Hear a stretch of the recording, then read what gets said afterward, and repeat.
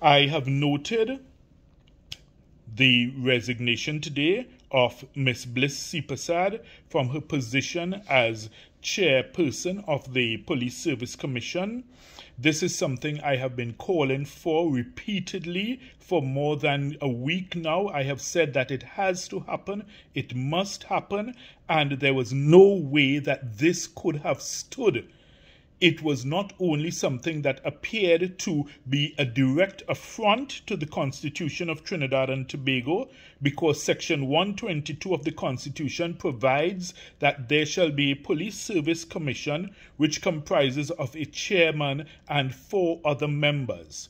It is not only laughable but a palpable farce to have sought to foist that on the public of Trinidad and Tobago with one person remaining on an entirely disgraced commission and say that you are going to just try to get other members to populate the commission and try to keep it standing. There's no way that could have, stood, and it would have also been an insult to the population of Trinidad and Tobago, and it would have, sought to damage the credibility of the institution even more. So it had to happen, and finally it has occurred. So we have to look at ways of moving forward as a nation to learn the lessons from this entire imbroglio and debacle which has bedeviled the nation for the last few weeks. We have been through a series of twists and turns only to end up in one conundrum after another. And we need to seek to emerge from this bigger, better, and stronger than before.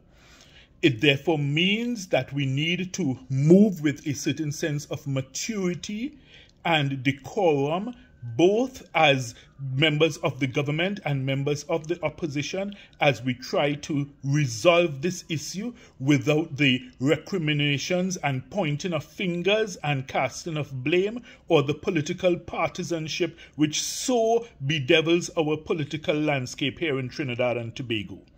We need also to be mindful of what the requirements of the Constitution are in choosing the members of the Police Service Commission going forward.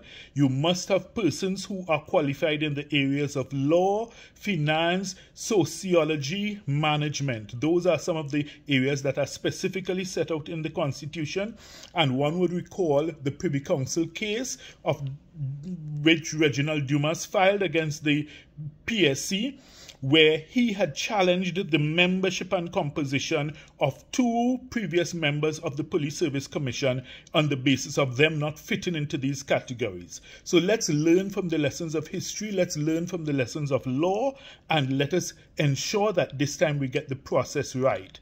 In that regard, I would think that the nomination, which is said to be before the House at this point, is one that ought to be looked at with the greatest of concern and scrutiny.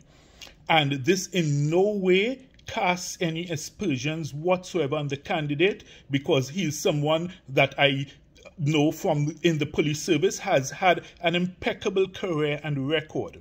However, the issue of putting a former police officer, a former acting deputy commissioner of police, a former person who had spent several decades within the bosom and the belly of the police service, ought to raise concerns for anyone, particularly persons who would be now vying and contending for appointment to positions as commissioner or deputy commissioner of police.